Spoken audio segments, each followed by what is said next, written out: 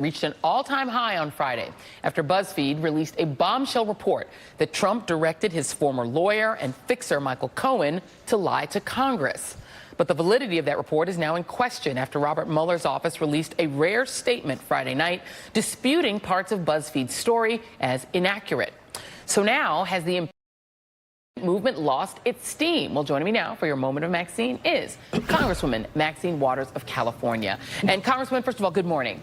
Good morning. Good to be with you, Joy. Thank you so much. Well, Congresswoman, you have been calling for Donald Trump's impeachment since before it was a thing, before it was maybe we won't call it a fad, but a thing that was being done by other Democrats in the House of Representatives. The BuzzFeed stories seem to have accelerated that move in that direction. Do you feel that now the special counsel's refutation of some part of the story has cooled that down?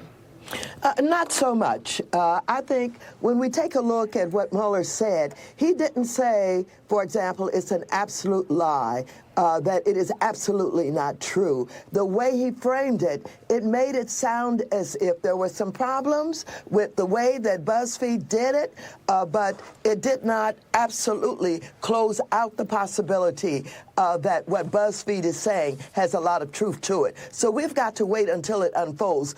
I'm so pleased that people are now having the courage to at least say the word impeachment. As you have said, I've talked about it for a long time. I think it's inevitable. Everything that I've seen about this president, whether it was what I have seen with collusion or with obstruction of justice, with his lies, with so many things that he's done, I certainly think that he qualifies for impeachment. And if it takes him a little bit longer, if they're all waiting on Mueller to give them permission, okay, that's fine. But the fact of the matter is, this president should be impeached. You know, a lot of people, I think, are now starting to question that, the last part of what you said, the fact that Democrats are waiting on Mueller in order to have the sort of shield of Mueller's report to proceed. Yoni Applebaum read a much-trafficked, a much-read story, a well-written piece in The Atlantic. And I'll read you just a little piece of it. It says here, Trump's bipartisan critics are not merely arguing that he has lied or dishonored the presidency. The most serious allegations against him ultimately rest on the charge that he is attacking the bedrock of American democracy. And yet, what you've heard from leadership is what you generally have heard from Steny Hoyer,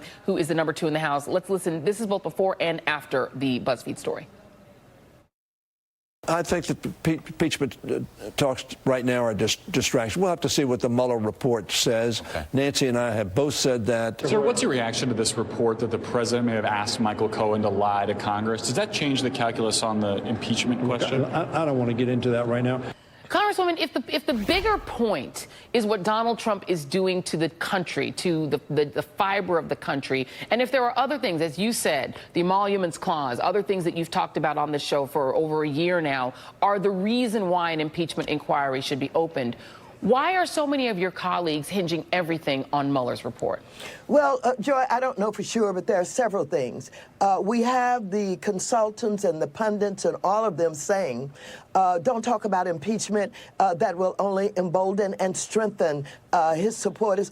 His supporters are going to be there for him no matter what. We know what percentage that is. And so waiting for Mueller to come and give permission based on his report to do this is not something that I agree with. But if the leadership and others have decided that's what they want to do, I guess that's what they're going to do. But I have to tell you, I believe in the final analysis, they can only come to that conclusion. This Atlantic Journal report is absolutely correct. The Russians have hacked into the Democratic National Committee. They have undermined our election systems. They have done everything to basically undermine our democracy. And this president guards our Constitution. Whatever his relationship is with Putin, he will not criticize him. As a matter of fact, he absolutely defends him. He has ignored all of the advice that's been given to him. Don't call him. Don't congratulate him when he wins an election. And many people think that the president certainly knows what he's doing, and they have implied that he's working with Putin for whatever reasons. Others are saying unwillingly, unwittingly, he is now compromised. I don't know what the case is, but I know this. This president is not good for this country or this democracy. He's using the power of the presidency for himself and for whatever relationships he's developing with Russia. Many people think it has to do with money, with development. Money laundering may be involved in this, but it's enough there. Enough has unfolded about this president that he and Manafort and Flynn and the rest of them are willing to align themselves with the enemy in order to enhance their ability literally to make money. That's what it's all about. And before we lose our time with you, Congresswoman, I want to just at least give you a chance to weigh in on Donald Trump's, what he's calling a compromise offer on immigration, in which he would essentially give back the DACA and TPS he took away in exchange for getting his border wall. What do you think? Or at least getting some money for it? Well, let me just say this. That so-called offer is not a good offer. As a matter of fact, the courts have already rendered a decision to protect DACA, and he's not changed the amount of money that he's asking for. He wants $5.7 billion, and of course, we're resisting that because we believe that the borders should be secured.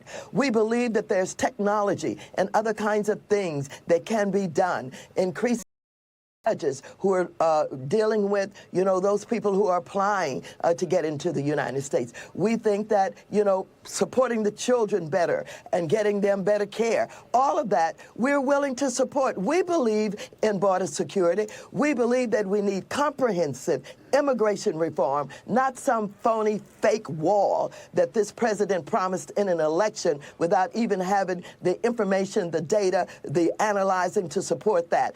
And we have to be tough. We have to say to all of those out there who are suffering, we really are fighting hard to get this government open. We're so saddened. We're so sorry that people are suffering. There are efforts that are being made. Seek out some of the efforts that are being made by PayPal and others to help federal employees. We're going to do everything that we can to support you and to get this government open. And this president must be impeached. Thank you, Congressman Maxine Waters, Chair of the Financial Services Committee in the House. Thank you very much. Really appreciate your time. Thank you. Thank you. And coming up, Donald Trump's television lawyer only said the second zaniest thing on TV this weekend.